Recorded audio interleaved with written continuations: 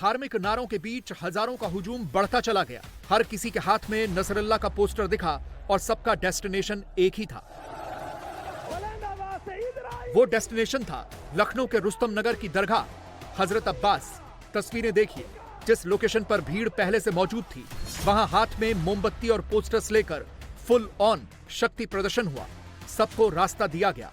मजमे वाली जगह पर सबको ठूस ठूस कर इकट्ठा किया गया।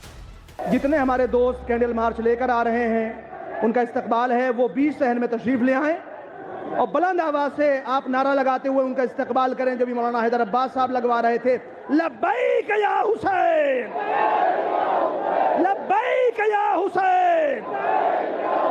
बुलंद आवाज से Israel, Israel, America, America, America, Netanyahu, Netanyahu. इस दौरान स्पीकर्स के सिर्फ चेहरे बदलते रहे। तकरीर देने वाले अपनी सीट से उठकर एक एक करके माइक पर आते रहे, मगर नसरल्ला और हिजबुल्लाह वाले सबके स्क्रिप्ट सेम टू सेम ही थी और उसमें बहुत ज्यादा हेट थी। जिस हिजबुल्लाह को दुनिया आतंकी संगठन और जिस नसरल्लाह को दुनिया इंसानियत का दुश्मन मानती थी, लखनऊ में हुए इस जलसे में उसी नसरल्लाह को हीरो बताया गया। लबनान की सरजमीन पर एक इंसान मारा गया। जरूरत क्या है कि इतना बड़ा मजमा, जहां आज वक्त की सबसे ज्यादा वैल्यू है, वो इतना बड़ा मजमा इकट्ठा हो गया। याद रखिएगा, ये हमारा और आपका यकजा होना खुद अपने आप में एक बहुत बड़ा पैगाम है। हसन नसरुल्लाह एक शख्स नहीं है, एक राह है, एक रास्ता है, एक स्कूल है, एक मकतब है। शख्स जाता है मगर रास्ता बाकी रहता है। हसन नसरुल्लाह दुनिया के सिर्फ मुसलमानों की आवाज नहीं थे। हसन नसरुल्लाह सिर्फ दुनिया के शियों की आवाज नहीं थे।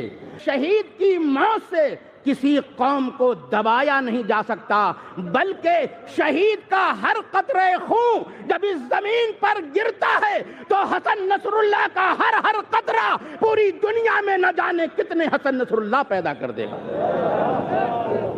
याद रखिए, याद रखिए, शहादत, याद रखिए, शहादत न शिकस्त है न जिल्लत है, बल्कि शहादत वो परचम हक व सदाकत है, वो सच्चाई का परचम है जो हर शहीद की शहादत के बाद ऐसे बुलंद होता है कि जालिमों के खिरमन में आग लगा देता है।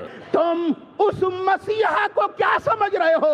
वो तुम्हारी आवाज उठा रहा था, वो तुम्हारे लिए लड़ रहा था, वो दुनिया के हर इंसानों के लिए लड़ रहा था, जिनको साम्राज्य आज अपने चंद पिट्ठुओं के जरिए से पूरी दुनिया में दबाने की कोशिश कर रहा है। तुम कैसे उसको दहशतगर्द कर रहे हो? तुम्हें शर्म नहीं आती? कि याद रखो, आइंदा फिलिस्तीन की आजादी और दुनिया के मजलूमों की आजादी की राह कोई और हमवार नहीं करेगा, हिजबुल्लाह हमवार करेगा।